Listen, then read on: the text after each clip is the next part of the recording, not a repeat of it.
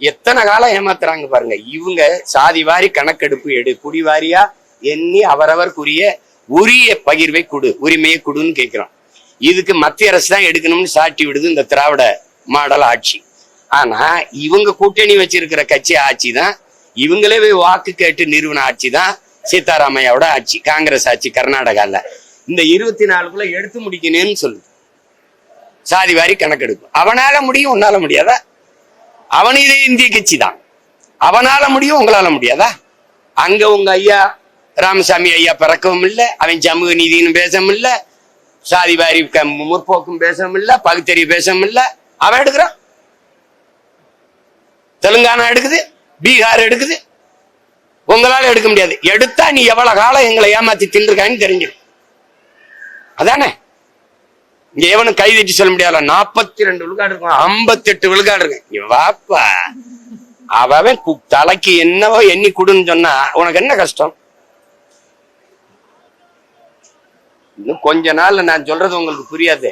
ஹிந்தி பேசுற இன்னொரு மாநிலமா மாகரும் எல்லா பயிலையும் அடிச்சு விரட்டுவான். அப்புறம் ஐயோனாலும் அம்மானாலும் நீ அழுகிறது அவனுக்கு புரியாது. எதிர்மே ஹே ஷாட்மை ஆட்மைம்பா நீ சாக வேண்டியதுதான். அதுக்குள்ள விழிச்சுக்க, எச்சரிச்சுக்க. ஒரு ஓட்டை போட்டு நாட்டை கொடுத்துட்டு நிம்மதியாரு. இல்லைன்னு வச்சுக்க, ரோட்ல நின்று எல்லாரும் போராட வேண்டியதுதான். எழுதி வைங்க, என் கையில தான் ஆட்டம் இருக்கும். நீ எப்படி பார்த்தாலும் என்கிட்ட தான் ஆட்டம் இருக்கும்.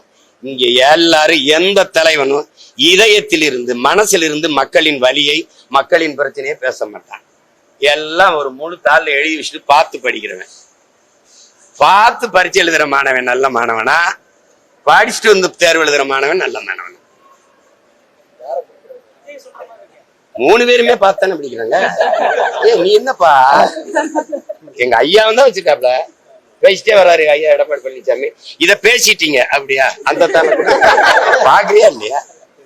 இவங்க பெரிய தாள், ஐயா ஸ்டாலின் அவர்கள் சின்ன தாள். மழை பெஞ்சா உங்களால பேச முடியுமா? ஏன்னா தாள் நனைஞ்சு சொல்லு. மக்களின் இதயத்துல காயமும் மனதில் வலியும் இருந்தா தான் மொழியா வரும். புரியுதா? என்னைய பேசு. நீ இங்க அது எந்த அளவுக்கு இருக்குங்கிறத அவர்கிட்ட பேசு. அவரை ஒரு தடவை இப்படி நிக்க வச்சு இத்தனை கேள்வி இவ்வளவு நேரம் 1/2 மணி நேரம் நிக்கிறேன்ல, சிரிக்காத. வரமாட்டேங்கிறாருன்ற நேர கோட்டைக்கு வரேன்னு மட்டும் சொல்றாருல்ல, என்னையே கேள்வி சிக்கனா சீமான்னு வச்சு செய்வியா? சொல்லு வேற.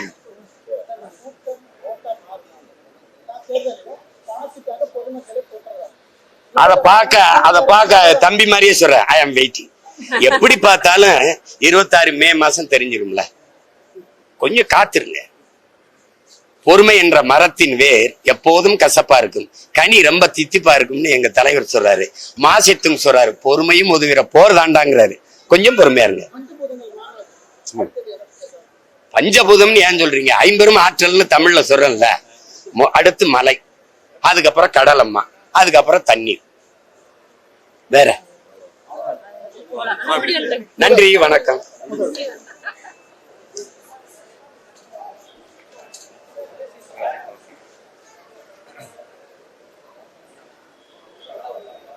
செய்திகளை உடனுக்குடன் தெரிந்து கொள்ள கீழ்கண்ட கேபிள் மற்றும் டிடிஹெச் நெட்வொர்க்குகளில் எம்நாடு செய்தி தொலைக்காட்சியை காணுங்கள்.